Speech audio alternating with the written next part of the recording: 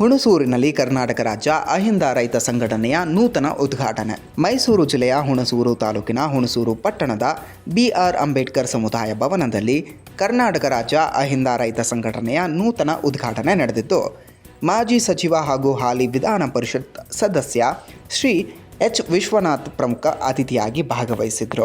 ಸಂಘಟನೆಯ ರಾಜ್ಯಾಧ್ಯಕ್ಷ ಸೋಮನಹಳ್ಳಿ ಶಿವಶಂಕರ್ ಅವರು ಮಾತನಾಡಿ, ಹುಣಸೂರು ತಾಲೂಕಿನಲ್ಲಿ ಭ್ರಷ್ಟಾಚಾರ ಹೆಚ್ಚಾಗಿ ನಡೆದಿದೆ ಎಂದು ಭಯವನ್ನು ವ್ಯಕ್ತಪಡಿಸಿದ್ದಾರೆ. ಅವರು ಮುಂದಿನ ದಿನಗಳಲ್ಲಿ ಲಂಚ ಕೇಳುವ ಅಧಿಕಾರಿಗಳ ಮನೆ ಮುಂದೆ ಧರಣಿ ನಡೆಸಿ ಎಚ್ಚರಿಕೆ ನೀಡುವ ಮೂಲಕ ಸಾರ್ವಜನಿಕರ ಹಕ್ಕು ರಕ್ಷಣೆ ಮಾಡುವುದಾಗಿ ಘೋಷಣೆಯನ್ನು ಮಾಡಿದ್ದಾರೆ. ಈ ಸಂದರ್ಭದಲ್ಲಿ ರೈತ, ಸಾಮಾಜಿಕ ಮತ್ತು ಧಾರ್ಮಿಕ ಕ್ಷೇತ್ರದ ಪ್ರಮುಖ ಮುಖಂಡರು ಉಪಸ್ಥಿತರಿದ್ದರು. ಶ್ರೀ ನಟರಾಜ ಸ್ವಾಮಿಗಳು, ಮಲ್ಲಿಕಾರ್ಜುನ ಖರ್ಗೆ ಅಭಿಮಾನಿ ಸಂಘದ ರಾಜ್ಯಾಧ್ಯಕ್ಷರು ನರೇಂದ್ರ ಮತ್ತು ಸಂಗಮೇಶ್ ಹಾಗೂ ಸಮಾಜ ಸೇವಕರಾದಂತಹ ಸತ್ಯಪ್ಪ ಮತ್ತು ಬಿಳಿಕೆರೆ ಸ್ವಾಮಿ ಕಾರ್ಯಕ್ರಮದಲ್ಲಿ ಉಪಸ್ಥಿತರಿದ್ದರು. ಅವರು ರೈತರ ಹಿತಚಿಂತೆ, ಗ್ರಾಮೀಣ ಅಭಿವೃದ್ಧಿ ಮತ್ತು ಭ್ರಷ್ಟಾಚಾರ ನಿವಾರಣೆಯತ್ತ ಒತ್ತು ನೀಡುವಂತೆ ಕರೆಯನ್ನು ನೀಡಿದರು. ಕಾರ್ಯಕ್ರಮದಲ್ಲಿ ರೈತ ಮುಖಂಡರು ತಮ್ಮ ಕೃಷಿ ಸಮಸ್ಯೆಗಳು, ಹೂವಿನ ಬೆಲೆ, ಕೃಷಿ ಸಾಲಗಳ ಸಮಸ್ಯೆ, ಮಳೆ ನೀರಿನ ಅಭಾವ ಮತ್ತು ಇಂಧನದ ಮೇಲೆ ಅಧಿಕ ಶುಲ್ಕಗಳ ಬಗ್ಗೆ ಚರ್ಚೆ ನಡೆಸುವ ಮೂಲಕ ಸರ್ಕಾರದ ಗಮನವನ್ನು ಸೆಳೆಯುವ ಪ್ರಯತ್ನವನ್ನು ಮಾಡಿದರು.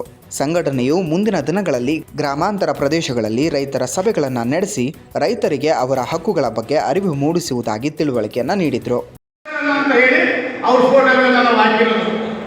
800 ವರ್ಷಗಳ ಹಿಂದೆ ಬಾಳುವ ಬಸವಣ್ಣನವರು ಈ ದೇಶದಲ್ಲಿ ಸಮಸಮಾಜದ ಪರಿಕಲ್ಪನೆಯನ್ನು ಕಂಡಿದ್ರು. ಅವರ ತತ್ವ ಸಿದ್ಧಾಂತದ ಆಧಾರದ ಮೇಲೆ ಬಾಬಾ ಸಾಹೇಬ್ ಅಂಬೇಡ್ಕರ್ ಅವರು ಈ ದೇಶಕ್ಕೆ ಒಂದು ಸಂವಿಧಾನವನ್ನು ಕೊಟ್ಟರು.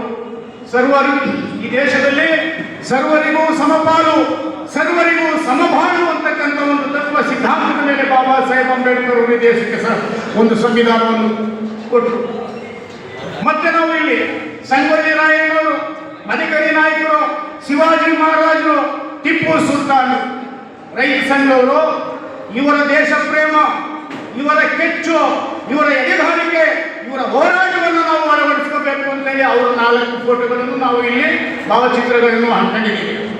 ಮಾನ್ಯ ನಾಲ್ವಡಿ ಕೃಷ್ಣರಾಜ ಒಡೆಯರು ಇಡೀ ರಾಜ್ಯದ ಈ ದೇಶದಲ್ಲಿ ಇವತ್ತು 80 ವರ್ಷದಲ್ಲಿ ಇವತ್ತು ಪ್ರಜಾ ಸರ್ಕಾರಗಳು ಈ ರೈತರಿಗೆ ಕೊಡದೇ ಇರತಕ್ಕಂಥ ಸವಲತ್ತುಗಳನ್ನು ಅವತ್ತೇ ಕೊಟ್ಟುಬಿಟ್ಟವೆ. ಇವತ್ತು ಈ ಪಕ್ಷಗಳಿಗೆ ಆಳುವಂಥ ಸರ್ಕಾರಗಳು ಅವ್ರು ಕೊಟ್ಟಿರುವಂಥ ಮಾಡಿರುವಂಥ ಕೆಲಸಗಳಿಗೆ ಇನ್ನು ಸುಣ್ಣ ಬಣ್ಣ ಹೊಡೆದು ರಿಪೇರಿ ಮಾಡೋ ಕೆಲಸದಲ್ಲೇ ಇದ್ದವೆ ವಿನ ಇನ್ನು ಅವ್ರ ಅಷ್ಟು ಕೆಲಸಗಳನ್ನೇ ಇವತ್ತು ಮಾಡಲಿಕ್ಕೆ ಆಗಿಲ್ಲ. ಅವರನ್ನು ನಾವು ಗೌರವಿಸ್ತೇವೆ. ಮಾನ್ಯ ಕುವೆಂಪುರವರು ಒಂದು ಮುಂದುವರೆದ ಸಮಾಜದಲ್ಲಿ ಹುಟ್ಟಿರುವೆ. ಅವರ ಕನಸು ಈ ನಾಡು, ಈ ದೇಶ ಸರ್ವ ಜನಾಂಗದ ಶಾಂತಿಯ ತೋಟವಾಗಬೇಕು. ಹಂಗೆ ನಮ್ಮ ಅಹಿಂದ ಸಂಘಟನೆಯು ಸರ್ವ ಜನಾಂಗದ ಶಾಂತಿಯ ತೋಟ ಆಗಬೇಕು ಅಂತ ಹೇಳಿ ನಾವು ಕುವೆಂಪುರವರನ್ನ ನಾವು ಇಲ್ಲಿ ಸ್ಮರಿಸಬೇಕಾಗಿದೆ. ಡಾಕ್ಟರ್ ರಾಜ್ಕುಮಾರ್ ಅವರು ಮೇರು ನಟ, ಕಲೆಯಲ್ಲಿ ಕನ್ನಡದ ಪ್ರೇಮಿ. ಅವರ ತತ್ವ ಸಿದ್ಧಾಂತವನ್ನು ನಾವು ಈ ರಾಜ್ಯದ ನಾಡು ನುಡಿ ಬಗ್ಗೆ ನಾವು ಅಳವಡಿಸಬೇಕಾಗುತ್ತೆ ಅಂತ ಹೇಳಿ ಡಾಕ್ಟರ್ ರಾಜ್ಕುಮಾರ್ ಅವರನ್ನ ನಾವು ಇಲ್ಲಿ ಹಾಕಿದ್ದೇವೆ. ಮಾರ್ಷಲ್ ಜನರಲ್ ಕಾರ್ಯಪ್ಪನವರು ಎಲ್ಲದಕ್ಕಿಂತ ಮುಂಚೆ ಮುಖ್ಯವಾಗಿ ಶಿಸ್ತಿರಬೇಕು. ಅವರ ಶಿಸ್ತನ್ನು ನಾವು ಸಹ ಅಳವಡಿಸಬೇಕಾಗುತ್ತೆ.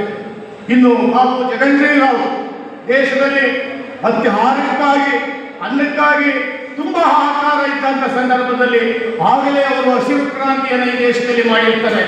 ಆದ್ದರಿಂದ ಅವರನ್ನು ನಾವು ಈ ಸಂದರ್ಭದಲ್ಲಿ ಮರೆಸಬೇಕಾಯ್ತದೆ.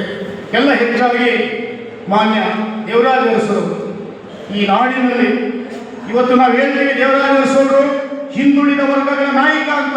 ಯಾವ ಹಿಂದುಳಿದ ವರ್ಗಗಳ ನಾಯಕ ಅಂದ್ರೆ ಅಹಿಂದ ಪರಿಕಲ್ಪನೆಯ ಹಿಂದುಳಿದ ವರ್ಗಗಳು.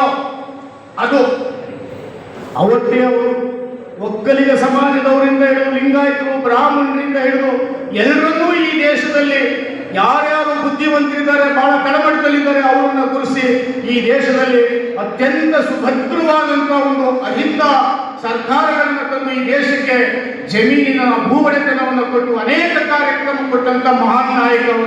ಅವರನ್ನು ನಾವು ಸ್ಮರಿಸಬೇಕಾಗುತ್ತದೆ. ಮತ್ತೆ ಅಂತೆ ಆಡಳಿತ